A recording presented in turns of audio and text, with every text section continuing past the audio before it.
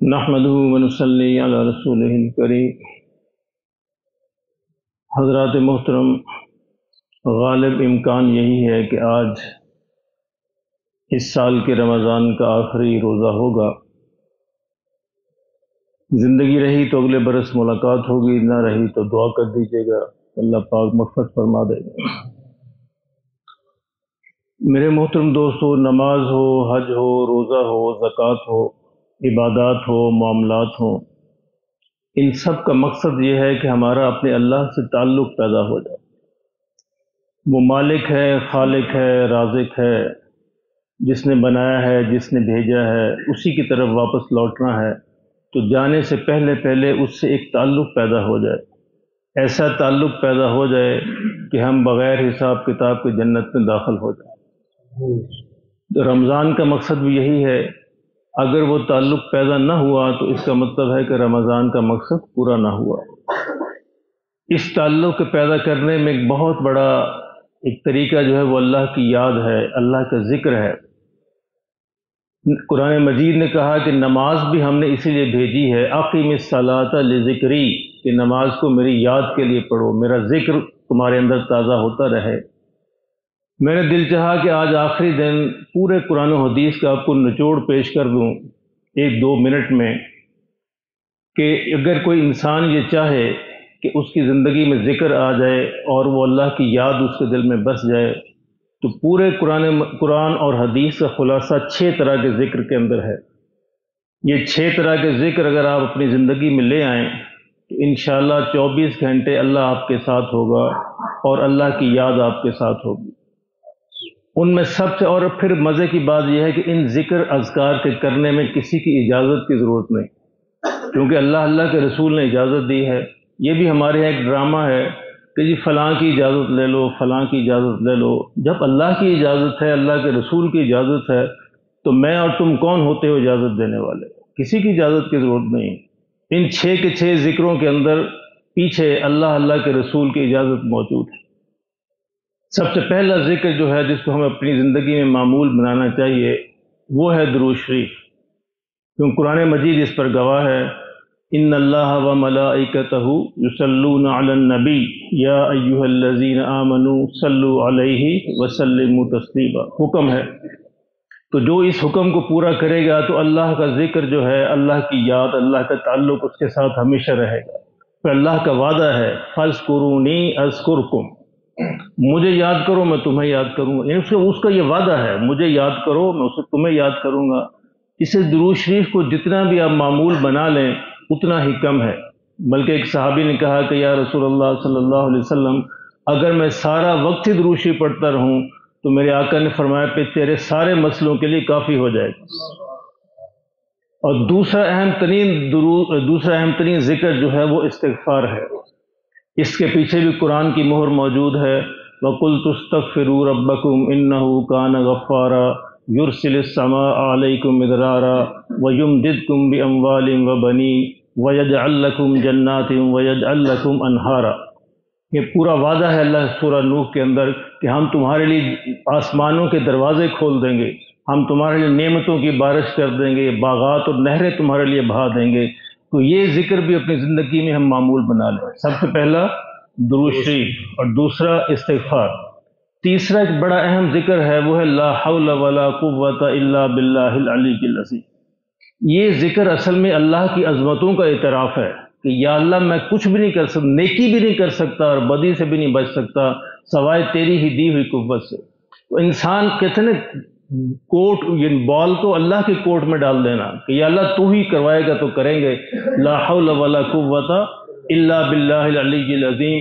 اور میرے آقا نے فرمایا صلی اللہ علیہ وسلم کہ یہ عرش کے خزانوں میں سے ایک خزانہ ہے کہ جو اس کو کرے گا اللہ، اور فرمایا کہ یہ جو 99 بیماریوں کا علاج ہے جن میں سب سے کم ترین بیماری جو ہے وہ غم اور فکر ہے۔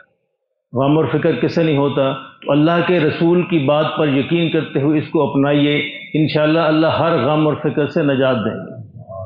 چوتھا ذکر جو ہے وہ جو عام طور پہ ہم نہیں کرتے، بھول جاتے ہیں، اس کی بڑی تاکید اللہ کے رسول نے فرمائی، وہ ہے یا ذا الجلال والاکرام۔ صرف اتنا، یا ذا الجلال والاکرام۔ مطلب کیا ہے اے عزت و عظمت اور بزرگی والے مجھ پہ کرم فرما. کہ جب انسان اس میں دعا براہ راست دعا نہیں ہے، یہ بڑا خوبصورت انداز ہوتا ہے کہ معاملہ اسی کے سپرد کر دینا کہ یا ذل جلال، اے قوت والے، بزرگی والے، عظمت والے، عظمت والے، والاکرام، اور کرم کرنے والے. کیا مطلب ہے؟ مجھ پہ بھی کرم فرما دے. ہم دعا مانگتے ہیں نا نماز کے بعد، اللہم انت السلام و منک السلام تبارک یا ذل جلال والاکرام. اس میں بھی کوئی براہ راست الفاظ نہیں ہیں. اس میں بھی کیا ہے کہ یا اللہ تو سلامتی دینے والا ہے، ساری سلامتیاں تیری طرف سے آتی ہیں. مقصد کیا ہے کہ مجھے بھی سلامتی دے دے. تو یہ بھی بڑی خوبصورت دعا ہے، یا ذل جلال والاکرام. اس کے بارے میں میرے آقا نے فرمایا کہ اس کی کثرت کیا کرو، کثرت کے ساتھ اس کو پڑھا کرو، تو انشاءاللہ اللہ کے کرم کی بارشیں ہونا شروع ہو جائیں گی. اور اگلا بڑا اہم ترین ذکر جو ہے وہ ہے لا الہ الا انت سبحانک انی کنت من الظالمین. اس پہ بھی قرآن گواہ ہے. یونس علیہ السلام کو اللہ نے بطور خاص جو ہے یہ وظیفہ عنایت فرمایا، لا الہ الا انت سبحانک انی کنت من الظالمین. نواب صدیق حسن خان ایک بہت بڑے اہل حدیث عالم ہیں. وہ اپنی سوانح حیات میں لکھتے ہیں کہ ظاہر انڈیا میں تھے کہ ایک ہندو سے میں نے پوچھا کہ جب تمہیں کوئی مشکل پیش آئے تو کیا کرتے ہیں؟ کہتا مسئلہ کوئی نہیں، 200 دفعہ آیت کریمہ پڑھتا ہوں، مسئلہ حل ہو جاتا ہے. اللہ اکبر، یقین کی بات ہے. یعنی اسلام نہیں قبول کیا. کہتا ہے نواب صاحب لکھتے ہیں کہ میں بڑا حیران ہوا کہ ہمارا اتنا یقین نہیں ہے، اور ہندو کہتا ہے جب بھی کوئی مسئلہ بنتا ہے تو 200 دفعہ آیت کریمہ پڑھتا ہوں، مسئلہ حل ہو جاتا ہے. تو یہ یقین کی بات ہے. اب انسان جتنے بھی یقین سے پڑھے گا اتنا ہی اللہ اس کے مسئلے کو حل فرمائیں گے. تو پہلا ذکر کیا ہوا؟ درود شریف. دوسرا ذکر استغفار. تیسرا ذکر لا حول ولا قوت الا باللہ العلی العظیم. چوتھا ذکر یا ذل جلال والاکرام.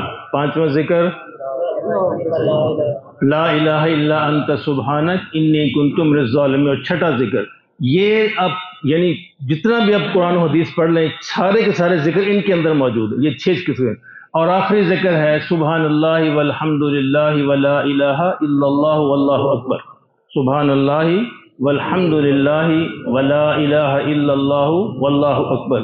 اس کے بارے میں حضور نے فرمایا بندہ ایک دفعہ سبحان اللہ کہتا ہے، جنت میں ایک درخت لگ جاتا ہے، اور وہ اتنا بڑا درخت ہوتا ہے کہ ایک عربی گھوڑا 100 برس اس کے نیچے دوڑتا رہے، اس کا سایہ ختم نہیں ہوتا. سبحان اللہ کہہ دیجئے سبحان اللہ جی. اور کل ہی میں نے بتایا کہ ایک دفعہ سبحان اللہ سے کتنے درجات جو ہے بلند ہونے والے ہیں. تو یہ بھی نماز کے بعد اگر آپ معمول بنا لیں 33 دفعہ سبحان اللہ، 33 دفعہ الحمدللہ، 34 دفعہ اللہ اکبر، تو یہ بھی 100 دفعہ پورا ہو جاتا ہے. اس کو معمول بنائیے. تو یہ میرا دل چاہا کہ آج آخری دن ہے رمضان کا، اگلے برس ملاقات ہوتی یا نہیں ہوتی تو پورے قرآن حدیث کا نچوڑ اور خلاصہ آپ کی خدمت میں پیش کر دوں. کسی بزرگ سے پوچھنے کی ضرورت نہیں، کسی عالم سے پوچھنے کی ضرورت نہیں. یہی خلاصہ ہے جو پورے قرآن کا، پورے حدیث کا ہے. اللہ مجھے بھی اس پہ عمل کی توفیق نصیب فرمائے، اور آپ کو بھی نصیب فرمائے، اور اپنی یاد اور اپنا تعلق نصیب فرمائے.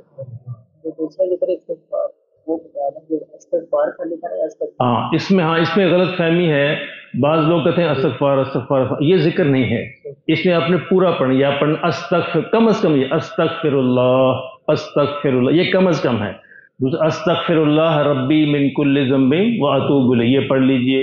یا استغفر اللہ الذی لا الہ الا هو الحی القیوم واتوب الیہ، یہ پڑھ لیجئے. دونوں بہتر ہے. اگر نہیں تو کم سے کم ہے استغفر اللہ.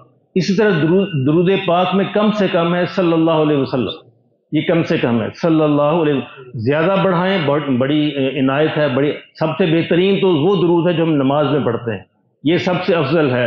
لیکن کم سے کم ہے صلی اللہ علیہ وسلم. یہ آپ چلتے پھرتے اٹھتے بیٹھتے ہر جگہ پڑھ سکتے ہیں صلی اللہ علیہ وسلم. تو یہ بھی قیمتی ہے، یہ بھی بہت قیمتی ہے، اس میں کوئی مسئلہ نہیں. جیسے یا ذل جلال والاکرام 3-4 الفاظ ہیں، وہ بھی اب چلتے پھرتے اٹھتے بیٹھتے پڑھیے. تو یہ اصل میں اللہ کو براہ راست اس کی مدد لینا ہے، اور انشاءاللہ اللہ کی مدد آتی ہے. اللہ پاک ہم سب کو نصیب فرمائے.